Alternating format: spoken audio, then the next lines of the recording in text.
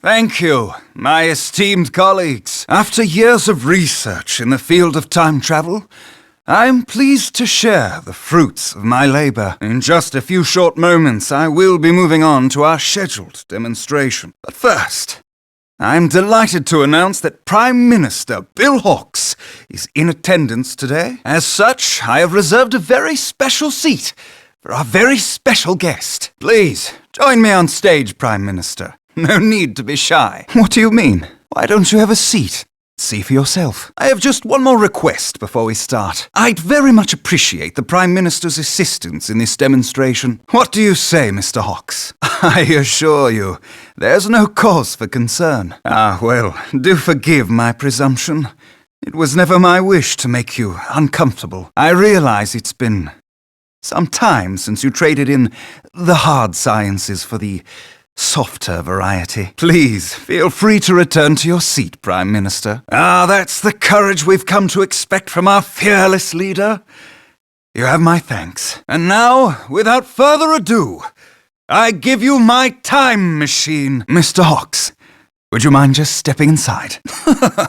Yes, of course. Don't you recognize your old friend? Surely you recognize yourself, Herschel. This fortune, our fortune, is a result of your ambition and genius. Oh, is that so? Yes, what indeed? I'm all ears. Hats off to you, Herschel. Have you ever tried to build a time machine by yourself? It's a Herculean task. And by pinning the blame on you, I could disguise myself as one of the poor scientists who vanished. Conveniently, that also provided an excellent way to lure you here. After all, the virtuous Herschel Layton would never stand by as someone sullied his good name. Sure enough, you came running. And faster than expected at that. Oh no, it had to be you. You see, you play a critical part in the completion of my time machine. Or rather, your memories do. The best part is that I've already got what I need from you. Finally catching on, eh? Those glasses you put on were a cognitive capture unit of my own design. In layman's terms, a memory recorder. Why, they provide me with data, of course. Your memories contain all the information I need to recreate that fateful day's experiment. The day I lost everything that mattered to me. I'd imagine you know quite a bit about loss yourself, Herschel. Think, man. I'm talking about Claire. As you know, time travel is based on movement through wormholes. One end of the wormhole is anchored in the present, but every wormhole also needs a point of origin.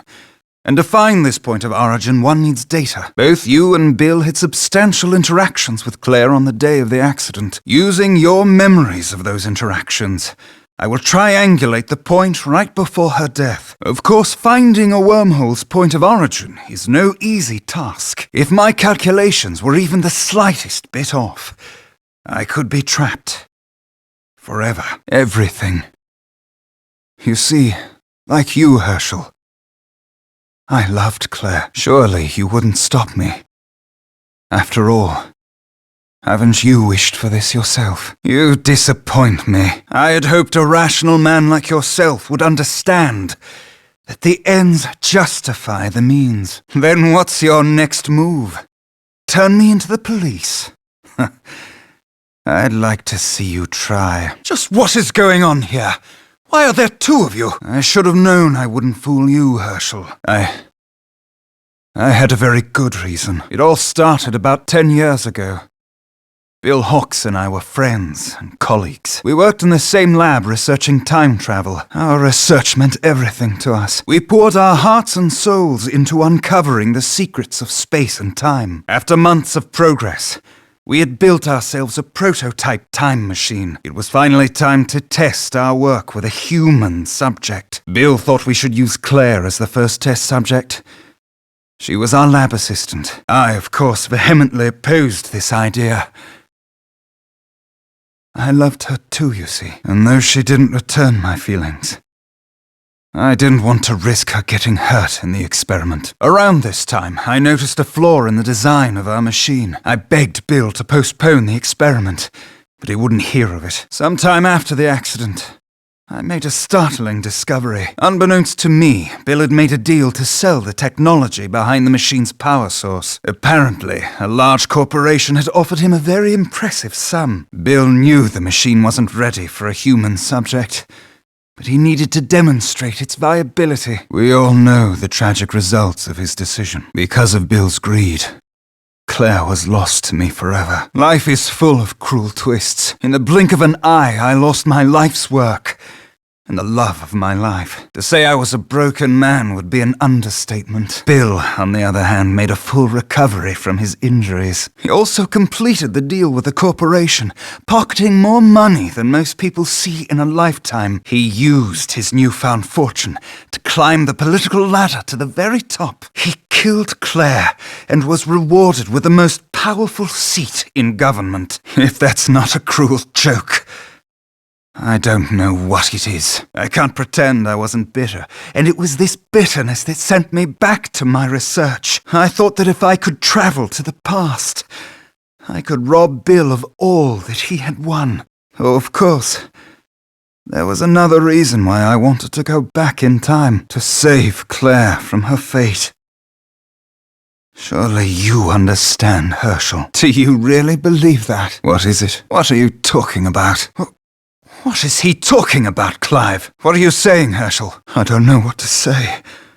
When I think of all the suffering I caused in the name of research, the more I reflect on it, the more unsure I am as to whether it was love or pride that compelled me. For 10 long years I chased after what so many called impossible. But I've come to my senses now. But you know, Herschel, there is one detail that you got wrong. Yes. It was quite a shock when I first worked it out. While it defies logic, it seems the experiment 10 years ago wasn't a complete failure. Somehow Claire was shot 10 years into the future. Yes, the time machine worked, if only for that single moment before it exploded. Unfortunately, however, there were more complications. Shortly after appearing in the present, Claire's body showed signs of molecular instability. It was trying to return to its own time. I attribute that phenomenon to the incomplete nature of the time machine. She didn't have long here. I worked on the machine in the hopes of finding a way to stabilize her existence in the present, but it seems inevitable that she'll return to her own time. To the moment of the blast. Yes, it does seem that way. My research has threatened our very existence, and it could do so again. Tonight, I will close the book on the time machine forever.